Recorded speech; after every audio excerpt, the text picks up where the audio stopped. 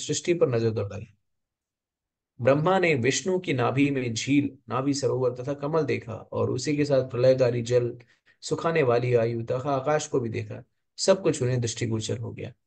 तो हमें समझना होगा कि ब्रह्मा जी जो हैं वो इस जगत के पहले जीव हैं, और ब्रह्मा जी सबसे बुद्धिमान हैं। बुद्धिमानी का स्तर हमें समझना होगा ऐसे कि हम सभी लोगों का जो शरीर है वो पंच महाभूत से बना हुआ है। यानी पृथ्वी, अग्नि, जल, आकाश, वायु, खम, इन सारी चीजों से बना हुआ है। लेकिन ब्रह्मा जी का जो शरीर है वो बुद्धि तत्व से बना हुआ है, तो पूरी उनकी शरीर जो है बुद्धि से युक्त है। तो हमारे हमारे शरीर में बुद्धि है, लेकिन बुद्धि का लेश बहुत ही कम है। लेकिन ब्रह्मा जी के पूरे शरीर में बुद्धि बुद्धि से युक्त है। तो जो पहला जीव है, तो हमें समझना होगा कि भले ही ब्रह्मा जी प्रथम जीव है, लेकिन वो विशेष जीव है, क्योंकि उनकी उत्पत्ति जो है स्वयं भगवान से हुई है, विशेष रूप से। तो कैसे हुई है? तो अगर आप देखें तो ब्रह्मा जी की उत्पत्ति के विषय में शास्त्र बताते हैं। जैसे अभी इसके इसके पहले कुछ लोगों हमने देखा कि ब्रह्मा जी उत्पन्न हुए। जब वो उत्पन्न हुए तो उन्हें, उनकी उत्पत्ति भगवान के नाभि कमल से हुई। तो नाभि कमल से हुई, तो अर्थ क्या है? तो सामान्य जीव जब उत्पन्न होता है तो वो पुरुष के वीर्य से और माता के रज के समन्वय से एक जीव की उत्पत्ति होती है। लेकिन ब्रह्मा जी को उत्पन्न करने के लिए भगवान को किसी की आवश्यकता नहीं पड़ी।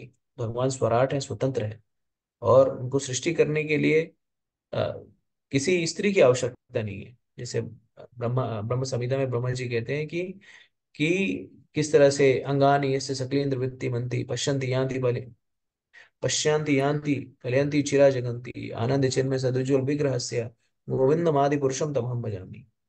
अंगानि यस्य सकलेन्द्र वृत्ति मंति, तो भगवान का एक अंग जो है वो दूसरे अंग का कार्य करता है। और ऐसा नहीं है कि एक, जैसे भोजन करने के लिए हमें मुंह मुंह की आवश्यकता होती है, चलने के लिए पैरों की आवश्यकता होती है, लेकिन भगवान जो है एक ही अंग से सारा कार्य कर सकते हैं, सारे कार्य करवाने करने में सक्षम है। तब ये भगवान है। तो इस तरह से भगवान की ये जो सृष्टि भी है, ये सृष्टि करने के लिए कोई कारण नहीं है। ये सृष्टि भी जो है भगवान की इच्छा से प्रकट हो जाती है। भगवान ने इच्छा की और अनंत कोटि ब्रह्मांड की सृष्टि हो जाती है। तो भगवान को किसी कार्य को करने के लिए सोचने समझने की आवश्यकता नहीं होती, या उनको बहुत चिंतन करने की आवश्यकता नहीं होती। जैसे अभी मैं कल ही भागवतम सत्र में चर्चा कर रहा था कि अगर हमें एक सामान्य सा घर का निर्माण करना हो, तो घर के निर्माण करने के लिए हमें बहुत सारा बहुत सारे विषय वस्तु की आवश्यकता होती है, बहुत सारे चिंतन मंथन की आवश्यकता होती है, बहुत सारे बैठकें होती हैं। अलग अलग लोग उसमें जुड़ते हैं, ठेकेदार जुड़ता है, पेंटर जुड़ता है, कारपेंटर जुड़ता है, सभी लोग जो हैं वो अलग अलग प्रकार से बैठक करते हैं, सोचते समझते हैं, और तब जा करके घर का निर्माण होता है। कितना समय लगता है एक घर का निर्माण कराने में, उसको उसका रंग रोगन कराने में, उसमें मूलभूत सुविधाओं की व्यवस्था कराने में काफी समय लगता है, और काफी प्रयास भी लगता है, और काफी लोग भी लगते हैं। तो एक घर बनाने के लिए इतने सारे लोग लगते हैं। तो जो जो भौतिकवादी लोग होते हैं, या जो जिनको भगवान की भगवत्ता के विषय में ज्यादा गंभीरता से नहीं पता होता, वो सोचते हैं कि भगवान कोई एक ऐसे व्यक्तित्व है जो बहुत ही व्यस्त रहते हैं, जो बहुत ही व्यस्त रहते हैं। और उनकी व्यस्तता का क्या कारण है? क्योंकि जगत में इतनी सारी कार्य करना है, इतनी सारी चीजों का क्रियान्वयन करना है, तो इसके लिए व्यस्त रहते हैं, और इसलिए चिंतित भी रहते हैं, और बूढ़े भी हो गए हैं। लेकिन हम शास्त्रों से पढ़ते हैं तो भगवान जो है वो चिंतित नहीं होते। उनकी शक्तियों के प्रभाव से ही सारा कुछ घटित हो जाता है। भगवान इस ब्रह्मांड का, इस एक ही ब्रह्मांड का नहीं, अनंत कोटि ब्रह्मांड का नियंत्रण करते हैं अपनी शक्तियों के द्वारा, विभिन्न विभिन्न देवताओं के द्वारा। और देवताएं जो हैं, देवी देवता जो है, उनकी इच्छा पर, उनकी इच्छा को उनकी इच्छा को क्रियान्वित करवाते हैं, मतलब उनकी जो भी इच्छा है उसको पूरा करने में सहयोग देते हैं। तो यहाँ पर ब्रह्मा ने क्या देखा? जब ब्रह्मांड के भाग ले रहा था, ब्रह्मा ने भगवान को इस प्रकार देखा, तो उसी समय उन्होंने इसके पर नजर दौड़ाई। तो अब यहाँ पर ब्रह्मा, हमें समझना होगा कि भगवान का दर्शन, साक्षात दर्शन सभी के लिए सुलभ नहीं है। भगवान का साक्षात दर्शन उसी को हो सकता है जो, जिसके हृदय में किसी प्रकार का कलुष नहीं है, जिसके हृदय में किसी प्रकार का मल नहीं है, जो निर्मल है, उसे ही भगवान का दर्शन हो पाएगा। तो कई बार हम लोग सोचते हैं ना कि भगवान हमें क्यों नहीं दिखाई देते, भगवान हमें, हम भगवान का दर्शन क्यों नहीं पा रहे। वास्तविकता में हमारे हृदय में कलुष है, हमारे हृदय में कल्मश है, और जब तक वो कल्मश नहीं जाएगा तब तक भगवान हमें दृष्टिगोचर नहीं होंगे। भगवान अपने स्वरूप में दृष्टिगोचर होते हैं, अपने नाम में दृष्टिगोचर होते हैं, लेकिन संभवतः हमको समक्ष देख पाना, उनका साक्षात्कार कर पाना हमारे लिए कठिन। क्यों? क्योंकि हम सभी प्रकृति के तीनों गुणों से आच्छादित हैं। तो जब तक प्रकृति प्रकृति के तीनों गुणों को पार नहीं करेंगे, अब प्रकृति के तीनों गुणों से आच्छादित होने का अर्थ क्या है? प्रकृति के तीनों गुणों से आच्छादित होने का अर्थ है कि हम सभी जो है वो काम, क्रोध, लोभ, मोह या सतोगुण, रजोगुण, तमोगुण में रह करके कार्य करते रहते हैं और विभिन्न प्रकार का कर्म उपासते रहते हैं, कर्म बनाते रहते हैं। तो जब प्रकृति के तीनों गुणों में रह करके कोई व्यक्ति कार्य करता है, तो वास्तविकता में क्या करता है? कर्मफल। तो प्रकृति के गुणों में, तीनों गुणों में हम कब रहते हैं? तो प्रकृति के तीनों गुणों में हम तब तक रहते हैं जब तक हमारी इच्छा खुद को भोग, जब हम भोग करने की इच्छा, हमारी स्वयं की भोग करने की इच्छा होती है, तो हम प्रकृति के तीनों गुणों के अंतर्गत रहते हैं। लेकिन जब हमारी इच्छा भगवान की सेवा करने की होती है, तो हम प्रकृति के तीनों गुणों से परे हो जाते हैं। तो यहाँ पर ब्रह्मा जी जो है वो प्रकृति के तीनों गुणों से मुक्त है, जीव है लेकिन प्रकृति के तीनों गुणों से मुक्त है। इस कारण से उन्हें भगवान का साक्षात्कार करने का अवसर प्राप्त हो रहा है, जो कि बहुत ही दुर्लभ है। और उस दुर्लभ साक्षात्कार में ब्रह्मा जी क्या देख रहे हैं?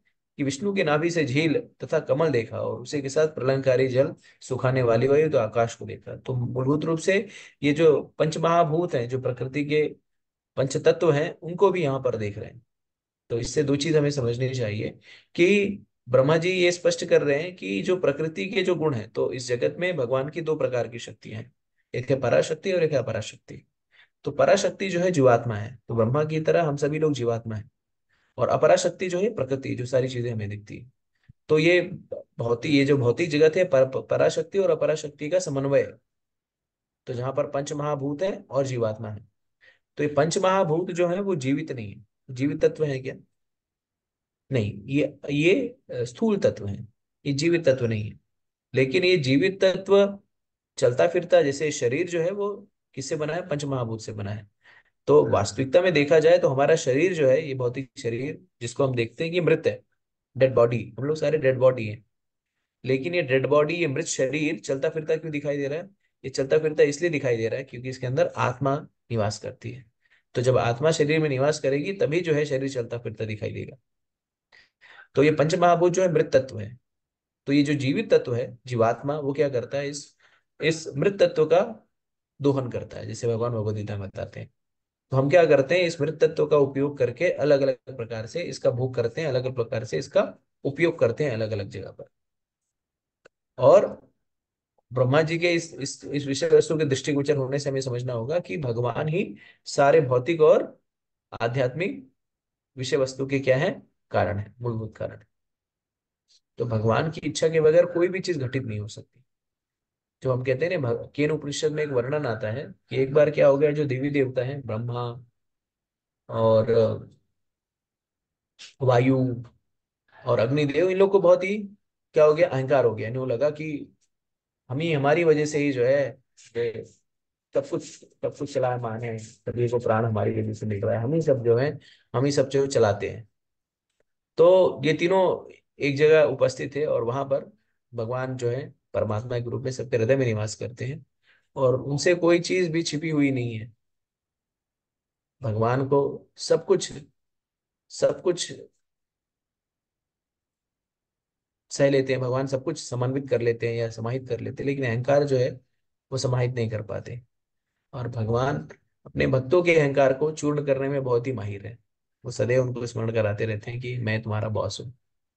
तो तो ये इंद्र और वायु और अग्नि को अहंकार हो गया।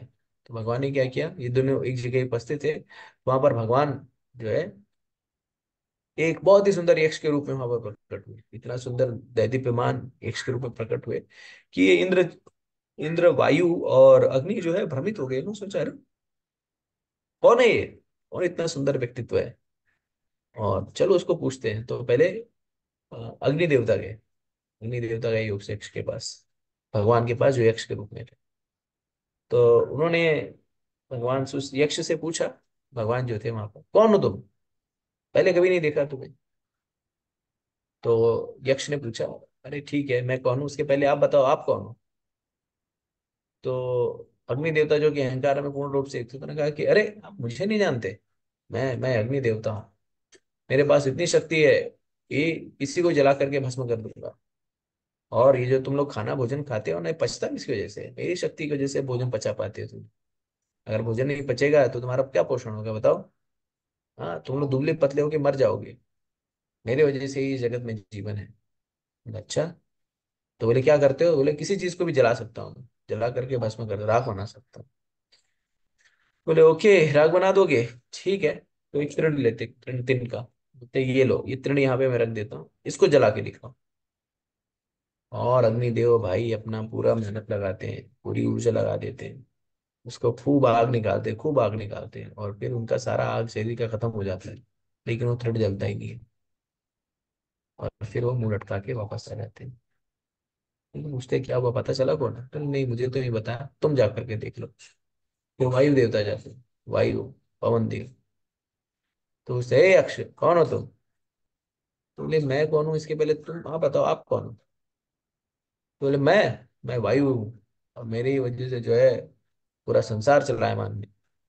मेरी शक्ति, ये जो सांसें ले रहे हो ना, ये मेरी शक्ति है। अगर मैं सांसें वायु खींच लूँ ना, सब लोग मर जाओगे, सफोकेट होकर के सब लोग एकदम घुट के मर जाओगे। और मेरे अंदर इतनी शक्ति, मैं किसी चीज को भी कुछ भी कर सकता हूँ, कहीं भी ब्रह्मांड में कहीं भी उड़ा ले जा सकता हूँ। अच्छा। तो भगवान उसको एक तृण देते, "ले, तृण लो, इसको इसको उड़ा के दिखाओ।" बोले इसको अभी ऐसा फूकूंगा ना कि कौन से ब्रह्मांड में जाएगा तुमको भी पता नहीं चलेगा। कर लो कर लो। तो फिर वो तृण को फूकने लगते हैं, फूकने लगते हैं, फूकते लगते हैं, फूकते हैं, पूरा ताकत लगा देते हैं। लेकिन वो तृण हिलता ही नहीं है। वो तृण हिलता ही नहीं है, और फिर पूरा थक जाते हैं, उसके बाद फिर वापस चले जाते हैं। फिर इंद्र के पास जाते हैं। इंद्र इंद्र इंद्र आते हैं वापस, और कौन हो? तुम कौन हो? चलो मैं इंद्र हूँ। अच्छा, इंद्र हो? तो बोले क्या करते हो? बोले मैं इतना शक्तिशाली हूँ कि वर्षा जो है ना, अन्ना भवती भूतानी पर्जन्यन समुद्भवा, तो ये जो अन्न वगैरह खाते हो ना, ये मेरी शक्ति की वजह से है। अगर मैं बारिश नहीं दूँ ना, तो सब खाने के लिए मर जाएंगे, सबको ये अन्न नहीं पैदा होगा। पानी जल ही जीवन है, जो पानी प्यास रसों में कौन थे, जो पानी पीते हो ना, वो मतलब मेरी ताकत है। तो बोले क्या कर सकते हो? बोले मैं कुछ भी कर सकता हूँ। अच्छा। तो बोला ये तृण है, इसको देखो, इसको काट के दिखाओ। तो अपना वज्र निकालते हैं, मार वज्र, मार वज्र का हाथ जो है दुखने लगता है, लेकिन तृण कटता ही नहीं। तब फिर उनको समझ में नहीं आता कि कौन आ गया। तो फिर वहां पे पार्वती जी आती है। पार्वती जी को पूछते हैं कि अरे माते, ये बताइए कौन है? कहती हैं कि ये आप लोग का अहंकार तोड़ने के लिए परम पुरुषोत्तम भगवान स्वयं है। और इनका जो है आप लोग वो करो, चरण वंदन करो। और फिर ये तीनों लोग जो है भगवान का चरण वंदन करते हैं, और फिर उनको समझ में आ जाता है कि भगवान ही जो है वो सभी चीज के नियंत्रक हैं। तो जितने भी तत्व हैं, सभी चीज के नियंत्रक भगवान है, प्रदाता भगवान है। भगवान ही बलम, भगवान 7वें अध्याय में भगवद गीता में कहते हैं बलम बलवंतम। बलवंतम, जो बलशाली होगा, जो बल है, वो भगवान स्वयं है। तो इस जगत में जो भी विषय वस्तु, जो भी चलायमान है, दृष्टिगोचर है, उसका कारण कृष्ण ही है, भगवान ही है। इसके पृथक और कोई दूसरा कोई विषय वस्तु है ही नहीं।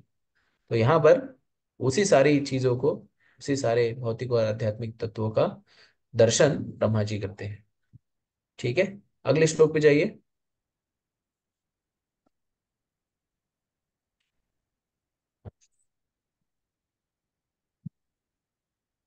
सकर्म बीजम रजोस्परक्ता प्रजा शिक्षा निदेव दृष्टा अस्तीत विसर्ग अभिमुक्तमीड्यम अव्यक्त वर्तमानी अभिवेश आत्मा। इस तरह रजगुण से प्रेरित ब्रह्मा सृजन करने के लिए उन्मुख हुए, और भगवान द्वारा सुझाए गए सृष्टि के 5 कारणों को देखकर वे सृजनशील मनोवृत्ति के मार्ग पर सादर स्तुति करने लगे। तो यहाँ पर आप हमें समझना होगा कि इस जगत का संचालन करने के लिए 3 अधिष्ठाता देव हैं। तो प्रकृति के तीनों गुणों के 3 नियंत्रक हैं, ब्रह्मा, विष्णु और महेश।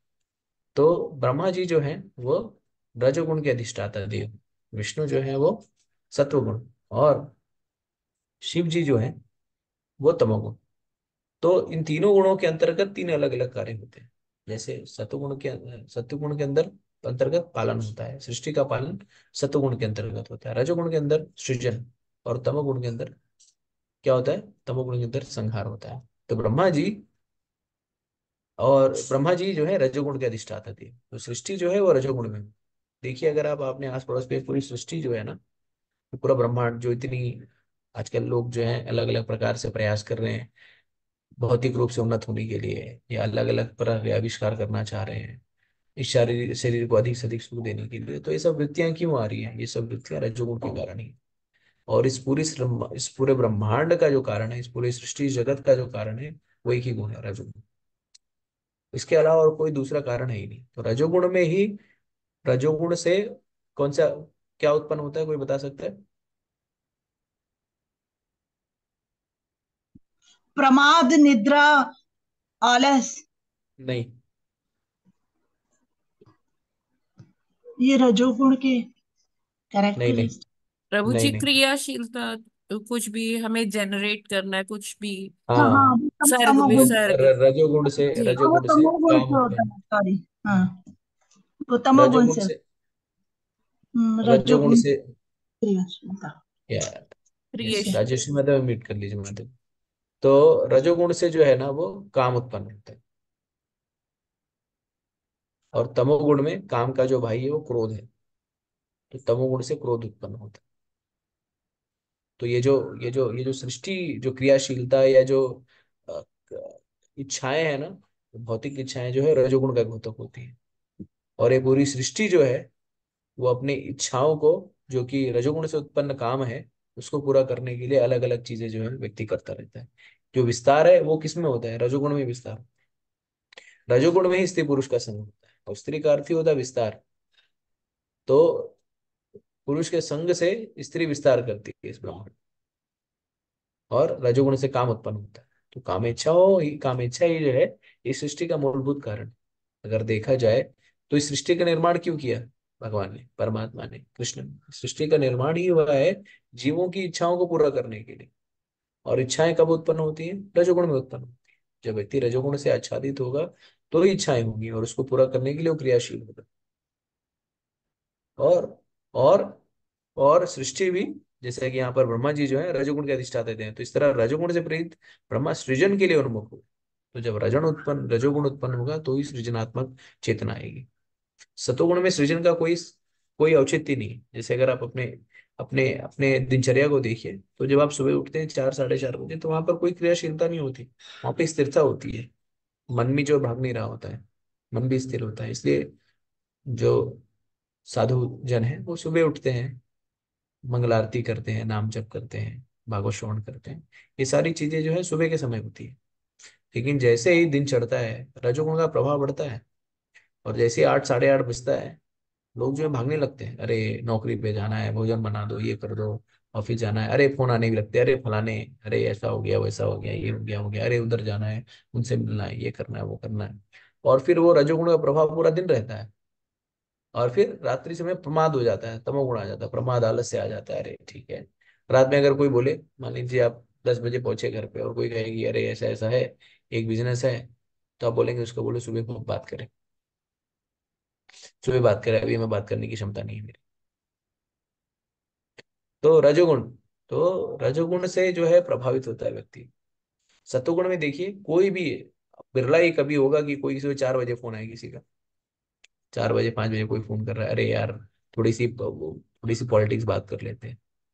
बिरला ही कोई, मैं तो कभी नहीं देखा हूँ कि कोई 6 4 बजे 5 बजे फोन करके जो है चौवाल पिचाल इधर उधर की बातें कर रहा है। जो दोपहर होती है तभी उसमें बात होती है, हाँ उसने ऐसा किया, अच्छा उसने ऐसा किया, वो वैसा बोल रही थी, वो वैसा बोल रहा था। ये सब रजोगुण में ही होता है। ठीक है। तो रजोगुण जब तीव्रता बढ़ती है तो क्या होता है? सृजन करने की इच्छा होती है, काम इच्छा ही होती है ना। जब आदमी क्यों भागता है? काम इच्छाओं को पूरा करने के लिए। काम इच्छाओं का अर्थ स्त्री पुरुष संग से नहीं है। किसी भी भौतिक इच्छा जो है वो काम इच्छा ही है। अपनी इच्छाओं को पूरा करने के लिए व्यक्ति जो है गतिशील होता है, और फिर उस इच्छा को प्राप्त करने के लिए, उस इच्छा पूरा करने के लिए वो अथक परिश्रम करता है।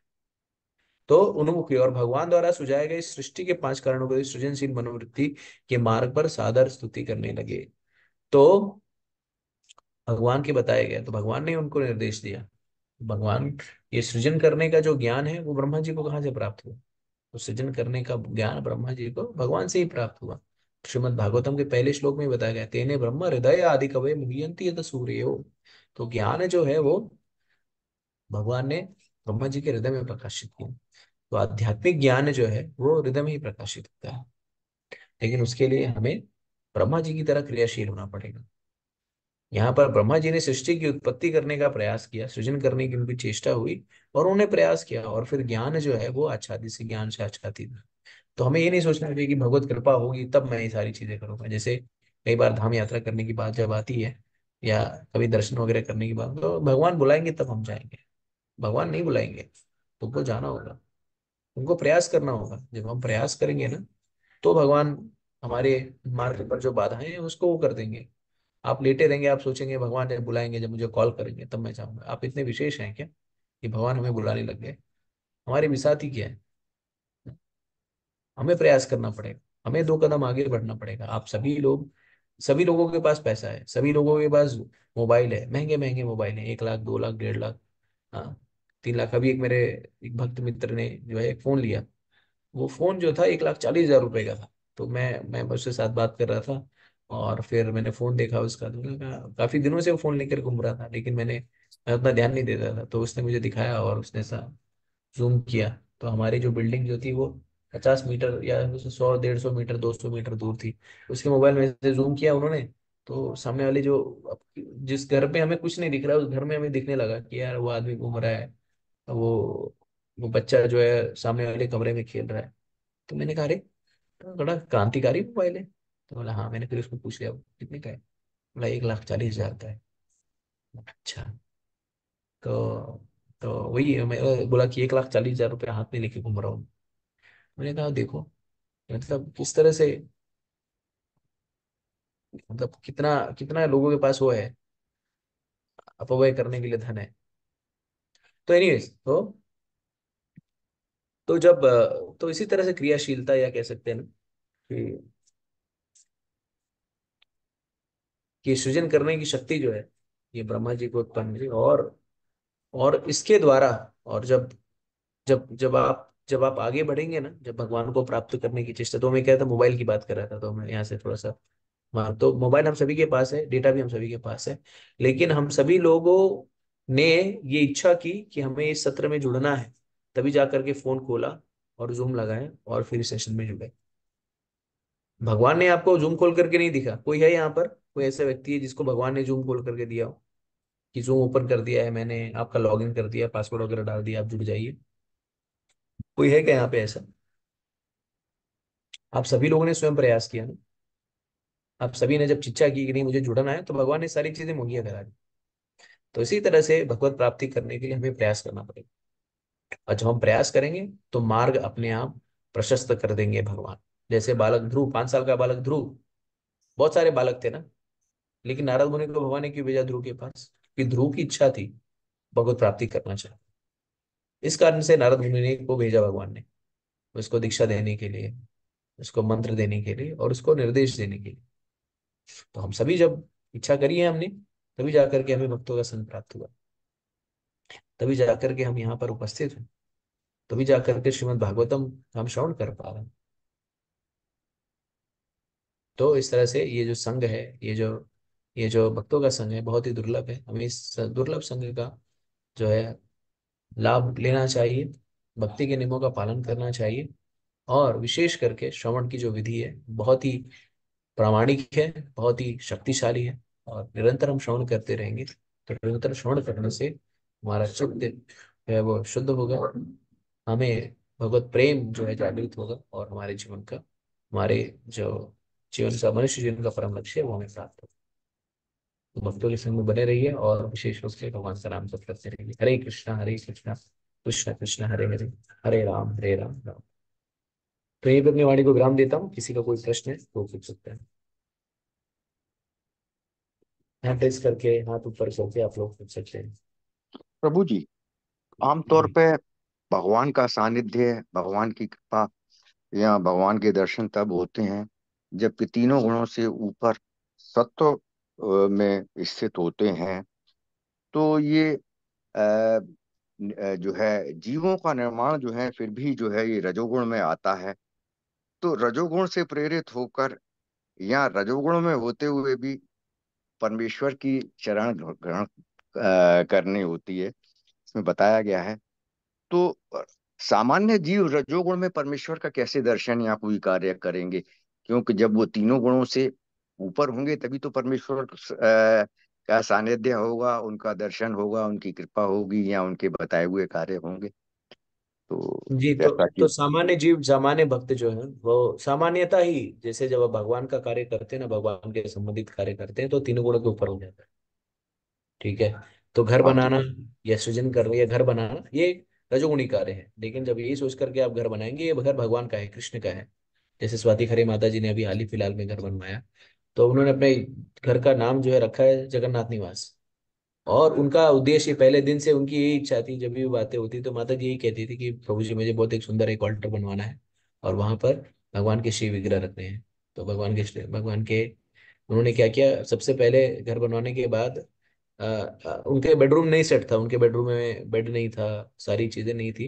लेकिन सर्वप्रथम उन्होंने ये किया कि भगवान की जो व्यवस्था थी, भगवान के रहने की व्यवस्था उन्होंने सर्वप्रथम की। और फिर उसमें सर्वप्रथम राम लक्ष्मण सीता, राम लक्ष्मण राम दरबार को ले आया, पूजा पाठ पहले शुरू की। और उसके बाद जो है सारी जो उनकी जो आवश्यकताएं थी, उनके लिए बेड, वो सारी चीजें उन्होंने बाद में लेके आई। तो सामान्यतः ये लग सकता है कि घर बनाया गया है, लेकिन हेतु क्या था? हेतु था भगवान को वहां पर प्रथम स्थान देना। तो उन्होंने पहले भगवान को स्थान दिया, उसके बाद अपनी व्यवस्था की। तो वैसे स्वामी की जो जगह होती है वो पहले बनाते हैं, और उसके बाद दास अपनी व्यवस्था करते हैं। तो माता जी ने वैसे ही किया। तो घर हो सकता है बाहरी लोगों को दृष्टि से देखिए, अरे इन्होंने घर बनवाया है, लेकिन वो घर किसका है? वो घर जगन्नाथ जी का है, वो घर सीताराम लक्ष्मण भगवान का है। तो वो घर बनाने की प्रक्रिया हो सकती है और लोगों के लिए रजोगुण से युक्त हो, लेकिन ये घर बनाने की प्रक्रिया, ये जो है आध्यात्मिक हो गई, तीनों गुणों से परे। ठीक है। हाँ, ठीक है प्रभु। उद्देश्य जो है वो भगवत की तरफ होना चाहिए, आध्यात्मिक की तरफ होना चाहिए, तो वही सतोगुण में स्थित हो जाएगा। हरे कृष्ण। बिल्कुल। प्रभु जी, एक बात और है। इतना बड़ा प्रलयकारी जल जो आता है, जिसमें सारी सृष्टि का विनाश होता है, जिसके साथ पांच तत्व भी हैं, ये विष्णु जी की नाभि में स्थित था। तो ये जो है गर्भोदक्षाई सागर में न स्थित होकर, नाभि इतनी विशाल थी कि सारी सृष्टि का उससे प्रलय हो जाए। यह जल विष्णु जी की नाभि में स्थित था। इससे पहले वाले हाँ। तो हाँ, तो 32वें जल वाले एक्चुअली श्लोक जो में। नाभि के अंदर ही जो है 14 भुवन है ना, ये जो 14 लोग जो है वो नाभि के अंदर स्थित है, उसके ऊपर कमल है। ठीक है प्रभु जी। ठीक है। हाँ प्रभु जी। हरे हरे कृष्ण। कृष्ण। ठीक है। और किसी का कोई प्रश्न है? और ये प्रभु जी, जब जैसे कई बार होता है भक्त जो है वो दिखाई देते हैं भौतिक कार्यों में संलग्न, लेकिन असल में वो जो है भक्ति के कार्य ही कर रहे होते हैं, मतलब कृष्ण भावना भावित कार्य ही कर रहे होते हैं।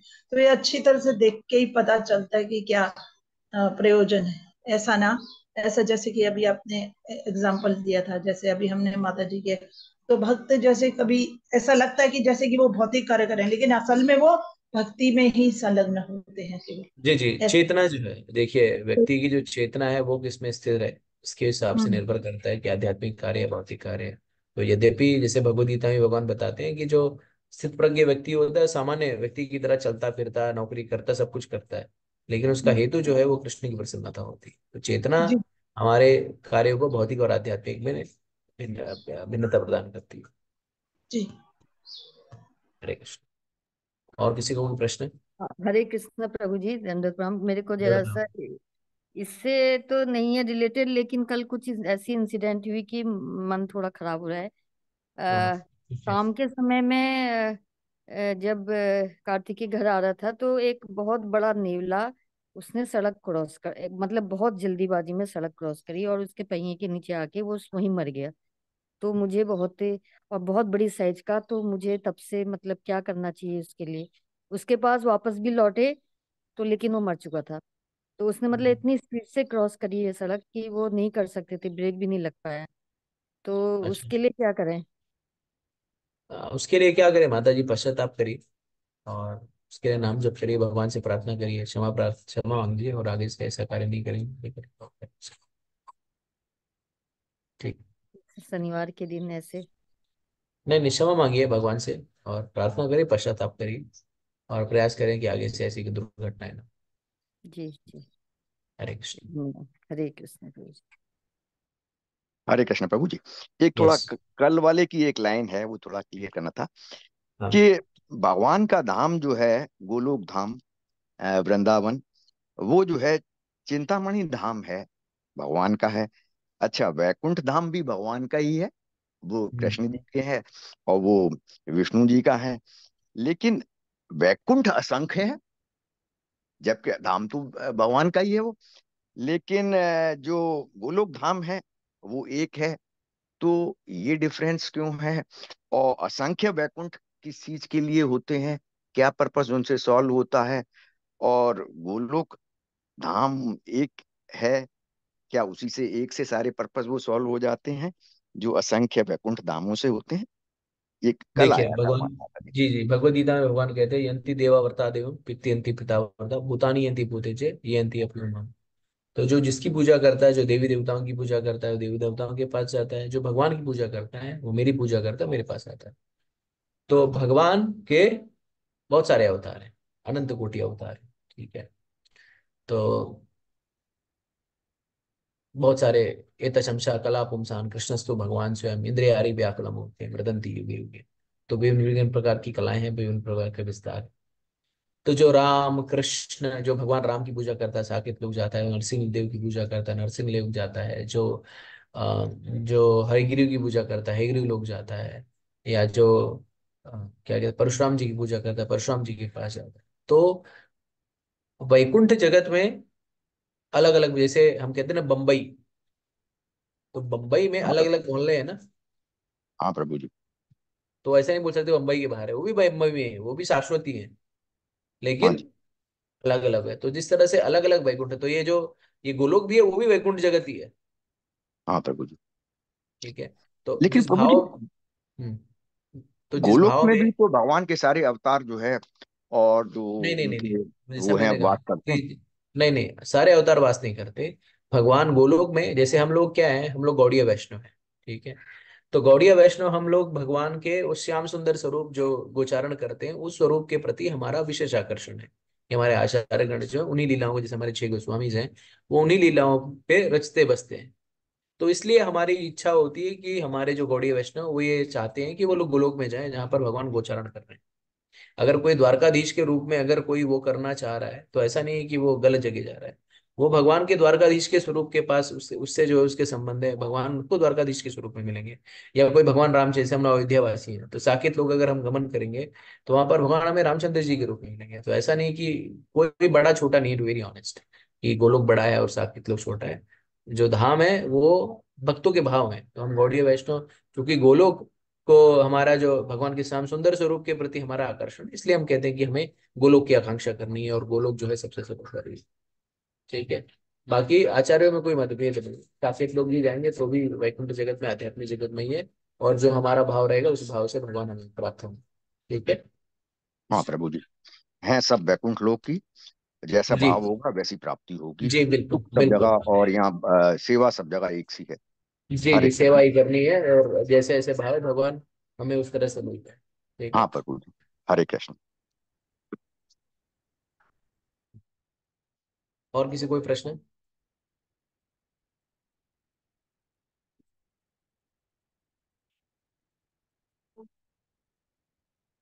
किसी को कोई प्रश्न तो पूछ सकते हैं। हरे कृष्ण प्रभु जी, दंडवत प्रणाम। हरे कृष्ण माता जी। यस मीनाक्षी माता जी। प्रभु जी, बस ना वो यही पूछना था कि अब जो भागवतम डिप्लोमा हो रहा है, तो वो हम्म। अपन कर तो रहे हैं, पर वो वही वाली स्थिति है कि आप पढ़ते जाते हैं, पीछे का कुछ याद नहीं रहते। तो प्रभु जी, कैसे अपन कर सकते हैं इसको, रिकॉल कैसे कर सकते हैं, या हम कैसे अप्रोच करें, क्योंकि बड़ा है श्रीमद् भागवतम। नहीं नहीं, पढ़ते रहिए, हमें इस पे ज्यादा ध्यान नहीं देना है कि क्या हो रहा है क्या नहीं। ठीक है। शुद्धिकरण होता जी। है, जैसे हम साबुन लगाते हैं ना, तो गंदगी साफ होते जाती है, हो सकता है हमें पता ना चले। तो ये हमें इस तरह से नहीं, देखिए भगवान का नाम, भगवान की लीलाएं, भगवान के गुणानुवाद, ये सारी चीजें ऐसी है ना कि हमें पता नहीं चलता कि कब चित्त का शुद्धिकरण हो रहा है और कितने इतने कल्मश है। तो ज्यादा महत्वपूर्ण ये नहीं है, हमें ये नहीं देखना है कि क्या हो रहा है, हमें ये देखना है हम कर रहे हैं या नहीं कर रहे हैं। जी। ठीक है। तो करना तो ज्यादा महत्वपूर्ण है। राजा पुरंजन की कथा चल रही है प्रभु जी, तो वो क्या रिप्रेजेंट करते हैं, प्रभु जी थोड़ा सा बताएंगे क्या? इसके बारे में थोड़ा सा। पुरंजन जो है, हम लोग हम ही लोग हैं पुरंजन, जो अपने परिवार में, समाज में, घर में आ सकते हैं। भगवान भगवत चेतना में हमारी रुचि नहीं है, और भौतिक कामनाएं, भौतिक इच्छाओं को लेकर के अलग अलग प्रकार से कर्म कांड करते रहते हैं। तो पुरंजन हम ही लोग हैं जिनकी भगवत चेतना नहीं है, भोग में लगे हुए हैं। फिर बाद में वो स्त्री का शरीर ले ली प्रभु जी, कल आप बताए थे। जी जी जी। जी प्रभु जी। तो जी, तो जिसकी जैसी इच्छा रहेगी वैसे उसको शरीर प्राप्त होगा। तो अगर कोई स्त्री पुरुष में आकर्षित है तो उसको पुरुष का शरीर प्राप्त होगा, और पुरुष स्त्री में आकर्षित है तो उसको स्त्री का शरीर प्राप्त होगा। ठीक है प्रभु, थैंक यू प्रभु जी, धन्यवाद, हरे प्रणाम कृष्ण। प्रभु जी, हरे कृष्ण। ठीक है। तो प्रभु जी उसमें तो शायद ऐसा था कि मृत्यु के समय या आखिरी समय में जैसी आसक्ति होगी वैसा प्राप्त होगा, तो इसलिए शायद उनको स्त्री बिल्कुल का शरीर प्राप्त हुआ था ना। बिल्कुल बिल्कुल बिल्कुल बिल्कुल, जिसकी जैसी मृत्यु के समय जैसी की चेतना रहेगी उसी प्रकार से शरीर और प्राप्त होगा। और सारी जिंदगी जिसकी जैसी आसक्ति थी उस हिसाब से नहीं होता। हाँ, मतलब मृत्यु जैसी आसक्ति रहेगी वैसे आप चिंतन करेंगे ना। हाँ मतलब आपकी आसक्ति जिस चीज में है, उसी का चिंतन करेंगे ना। हाँ हाँ। तो ये ठीक है। हरे ओके। प्रभु हरे। हरे कृष्ण। जी, निशल्प जी कुछ पूछना चाह रहे हैं, चाह रही हैं? हरे कृष्ण ओके जी। प्रभु जी। प्रभु जी अभी यस। आपने भागवतम का चौथा अध्याय शुरू कर दिया है, लेकिन वो हम लोग के मोबाइल में शो नहीं हो रहा है। खुल नहीं रहा है? नहीं सर, 3 तक दिख रहा है। अच्छा, आप मुझे क्या करिए, व्हाट्सएप कर दीजिए, मैं आपको भेज देता हूँ लिंक। ठीक। मेरा नंबर है ना आपके पास? जी जी। ठीक है, चलेगा। ठीक है, फिर यहाँ सेशन एंड करते हैं। स्वाति माता जी, फिर मैं हट नहीं, मतलब आपको कुछ वो करना हो तो आप कर सकती है, मैं ड्रॉप करता हूँ। जी प्रभु जी, एंड ग्रंथराज करते हैं सिंह। यहीं पर। आज समर कैंप का आज डे 7 है, आज हाँ। लास्ट। बच्चे यस यस। अपने प्रतिभा दिखाएंगे जो उन्होंने सीखा ये 6 दिन में। आज वो लोग प्रेजेंटेशन देंगे Prabhu ji. Very nice very nice. हाँ, मैं एक्चुअली ये मुझे याद था लेकिन मेरे दिमाग से निकल गया। तो आप सभी जो जो भी टीचर्स हैं, स्वाति माता जी का विशेषकर से मैं यहाँ पर आभार प्रकट करना चाहूँगा कि माता जी जो है बहुत ही सिंगल हैंडेडली, मैं कहूँगा कि सारा जो क्रियान्वयन है, सारा जो कंसेप्चुलाइजेशन है, सारा जो कंटेंट है, माता जी ने उसको किया। उसके लिए बहुत बहुत साधुवाद। भगवान आपको इसी तरह से मुक्ति दे, भगवत सेवा में आप इसी तत्परता से लगे रहे। और उनके साथ जो भी इनके सहायक टीचर्स हैं, जो सपोर्टिंग हैंड्स हैं, आराधना पांडे माता जी, वृशाली माता जी, और स्वाति सिंह माता जी, और राजे राजेश्वरी माता जी, अर्चना माता जी, और किसी का नाम मैं भूल रहा हूँ। राजेश्री माता जी, हाँ, राजश्री अर्चना माता जी, माता और जी, डॉक्टर अर्चना माता जी, राजलक्ष्मी डॉक्टर माता जी, राजलक्ष्मी माता जी। प्रीति तो ये सा यादव माता जी। प्रीति यादव माता जी।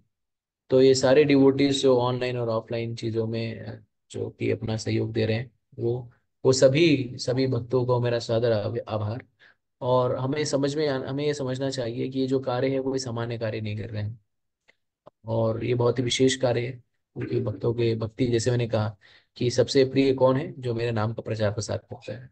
तो आप सभी लोग जो है कृष्ण की चेतना का प्रचार प्रसार कर रहे हैं, साथ ही साथ बच्चों को कर रहे हैं। ये सबसे महत्वपूर्ण है, क्योंकि बच्चे जो है हमारे राष्ट्र का, हमारे समाज का जो है कर्णधार है। अगली पीढ़ी जो है, अगर ये आध्यात्मिकता में रहेगी तो समाज भी सुचारू रूप से चलेगा। तो आप सभी लोगों का सादर आभार, जो ऑनलाइन ऑफलाइन तरीके से इस्कॉन विद्या के इस लव कुश विद्यालय के जो शिक्षक हैं, शिक्षिकाएं हैं, जो इसमें बढ़ चढ़ करके हिस्सा ले रहे हैं। और आप सभी लोग इसी तरह से, क्योंकि देखिए हम सभी लोग संगठित होकर के कार्य करें, क्योंकि हम लोग संघ में हैं। तो हम सभी लोगों का जो है ये दायित्व बनता है कि अपना अपना सहयोग दे। और फिर हम इस तरह से हम लोग जो है आध्यात्मिकता में आगे बढ़ पाएंगे। तो भक्ति जो है बढ़ती है बांटने से। तो जितना भी हम बांटेंगे उतना ही हम भक्ति में आगे बढ़ेंगे। तो आप लोग में से जैसे कोई अगर चाहे तो अ, अगर चाहता है कि ये जो सेशन चल रहा है इसमें बच्चों के लिए हम काफी कुछ करते हैं, प्रसादम वगैरह की व्यवस्था करते हैं, तो अगर कोई इस पे स्पॉन्सर करना चाहे, प्रायोजित करना चाहे, तो हमें अवगत करा सकता है, बता सकता है, स्वाति करे माता जी को बोल सकता है। ठीक है माता जी, हम लोग ना एक एक सेशन रखेंगे ये सब होने के बाद, जिसमें फीडबैक सेशन लेंगे। और सारे ऑनलाइन ऑफलाइन के जो टीचर्स हैं उनके साथ में हम लोग जो है डिस्कस करेंगे।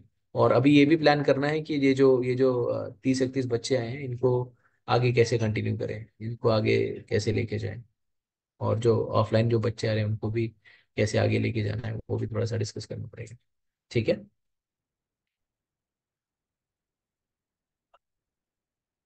ठीक है स्वाति खरे माता ji. Yes Prabhu ji, and thank you for your never ending support and मार्गदर्शन प्रभु जी। आप हमेशा गाइडेंस देते हैं और उसी नहीं की नहीं वजह नहीं। से सब हो पाता है। और बाकी जो हमारी टीम है, टीम एफर्ट है प्रभु जी, अकेले के करने से कुछ भी नहीं होता। सबने बहुत बहुत अपना रोल प्ले किया है, तो उसी की नहीं नहीं, वजह वो से। तो मैं देख ही रहा हूँ क्योंकि राजश्री माता जी, बाकी भक्त जो भी हैं, आराधना माता जी, ये सारे लोग, राजलक्ष्मी माता जी, सब लोग जो हैं काफी पिछले 1 वर्षों से जो है, ये जो एक्चुअली प्रतिफल है वो पिछले 1 वर्षों से जो एफर्ट लगाया गया उसके कारण ही संभव हो पाया है। तो आप लोगों ने मतलब चाहे 2 बच्चे आए हों चाहे 4 बच्चे आए हों, लोग कमी भी हो गए हों, लेकिन आप लोगों ने अपना उत्साह कम नहीं होने दिया। तो ये जो भक्ति है, प्रचार है, ये नंबर्स का खेल नहीं है। सफलता इसमें नहीं है कि हमारे पास 100 लोग 1000 लोग हैं।